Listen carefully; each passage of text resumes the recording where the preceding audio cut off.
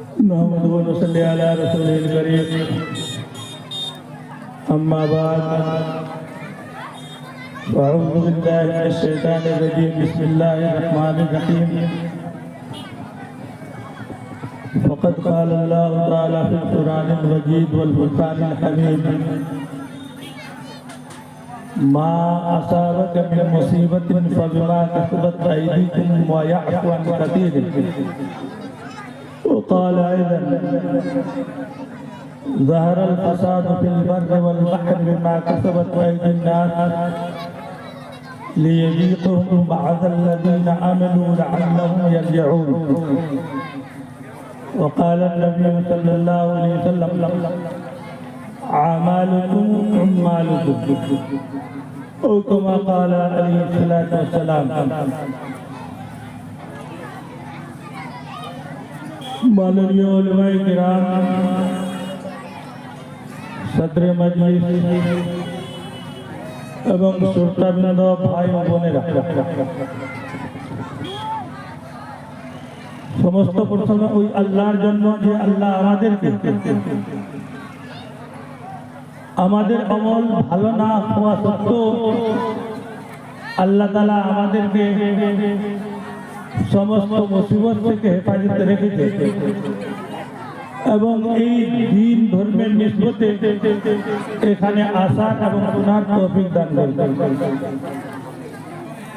তারপরে পরে সমস্ত দরুদ সালাম ওই নবী করিম সাল্লাল্লাহু আলাইহি ওয়াসাল্লামের উপর যে আল্লাহ যাকে রাহমাতুল লিল আলামিন বানিয়ে দুনিয়াতে পাঠিয়েছেন এবং তার উম্মতে আমাদেরকে করেছেন, এই জন্য একবার দরুদ শরীফ পড়ি। আল্লাহুম্মা সাল্লি আলা মুহাম্মাদ ওয়া আলা আলি মুহাম্মাদ কামা সাল্লাইতা আলা ইব্রাহিম ওয়া আলা আলি ইব্রাহিম ইন্নাকা হামিদুম মাজিদ। আল্লাহুম্মা বারিক আলা মুহাম্মাদ ওয়া আলা আলি মুহাম্মাদ কামা বারাকতা আলা ইব্রাহিম ওয়া আলা আলি ইব্রাহিম ইন্নাকা হামিদুম মাজিদ। भाइयों को दोस्तों, आज के जो भारतेर अवस्था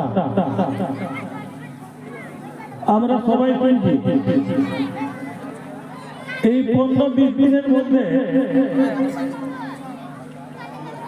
মেহরুলিতে মসজিদ এবং মাদ্রাসা ছিল একসঙ্গে, এবং ওই মসজিদটা ছিল 600 বছর পুরাতন।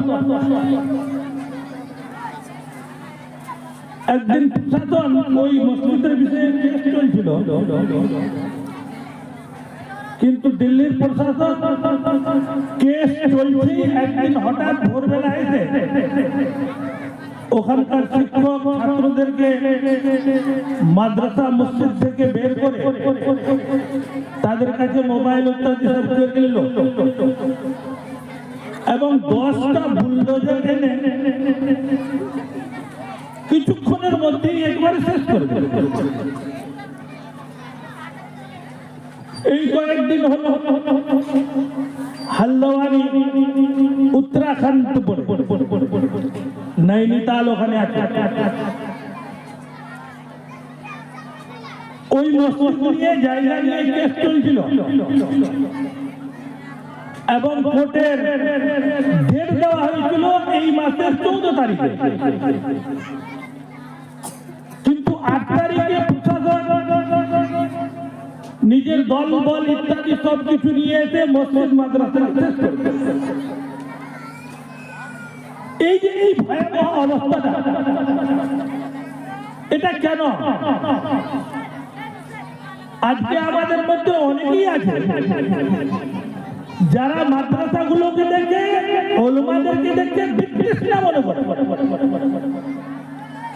এটা বিরাট দুঃখের বিষয়। ইসলামের শত্রুরা চিনতে পেল কি মাদ্রাসা কি জিনিস, মসজিদ কি জিনিস। যদি মুসলমানকে শেষ করতে হলে মাদ্রাসা মসজিদ শেষ করতে হবে, কিন্তু আমরা বোকা মুসলমান। কোথাও যদি মাদ্রাসা হয় এবং তার জন্য ওলামায়ে কেরামরা চেষ্টা করে ওর সহযোগিতা না করে আরো বিরোধিতা করে, এটা খুব ভাগ্য বদলে তুমি জানার। আজ দুনিয়াতে যদি দিন টিকে রেখেছে সেটা হলো মাদ্রাসাগুলো। এই জন্য মাদ্রাসা অপরিহার্য এই দিনকে টিকিয়ে রাখার জন্য। এবং এই মতো আমরা শুনছি অনেক এরকমের ঘটনা আছে।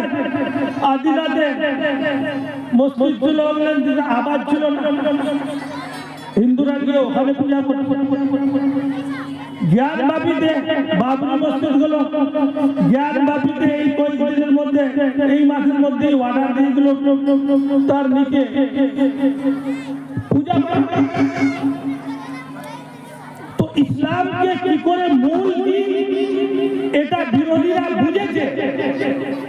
অতএব ওরা চায় যে এই মাদ্রাসাগুলো শেষ করে দিলে মুসলমানকে নিজের আওতায় নিয়ে আসতে পারে। এবং চিরদিন ইসলাম শত্রুরা মাদ্রাসাকেই শেষ করতে চাইল, যেহেতু এটা হলো দ্বীন ইসলামের ফ্যাক্টরি এবং টিকিয়ে রাখার একটা বিরাট জায়গা।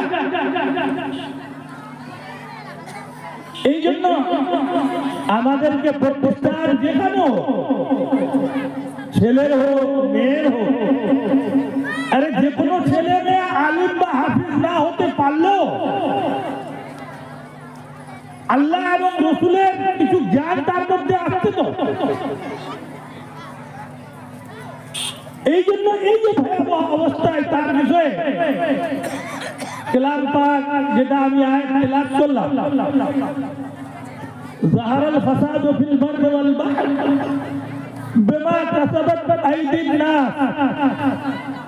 আজকের যে কাটমার ঝামেলা, সব জায়গায় ভয়াবহ অবস্থা, তো আল্লাহ পাক বলছে বিমা কাসাবাত আইদিন নাস, এই মানুষের নাফরমানি করার কারণেই দুনিয়াতে এগুলো হচ্ছে।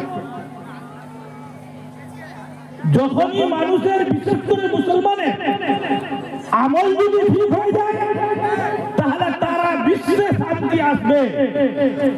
আর যদি এরা সঠিক পথে না চলে তারা বিশ্বে অশান্তি আসবে। আজকে বিরাট দুঃখের বিষয়, যেমন নামাজের জন্য উযু করা ফরজ, উযু না হলে নামাজ হবে না। ঠিক তেমনি গোসল ফরজের জন্য কিছু ফরজ আছে, তিনটা। একটা হলো নাকে এখান পর্যন্ত পানি দেওয়া, কুল্লি করা, গড়গড়া সহ সারা শরীরে পানি দেওয়া, ধৌত করা। আজকে খুবই কম আছে যে গোসলের ফরজ কটা যদি ফরজ আদায় না করে তাহলে ওর গোসল হবে না। আর যখন গোসল হবে না তাহলে অপবিত্রই থেকে যাবে, হাজার পানিতে ডুব দিল। এই মতো যারা জানে না, সারা জীবন সে নামাজ পড়লো, রোজা করলো, কিন্তু গোসলের ফরজ জানলো না, লাস্টে এই নাপাক অবস্থায় পড়ে গেল। আজকে আমার মুসলিম অনেক ভাইদের এই অবস্থা।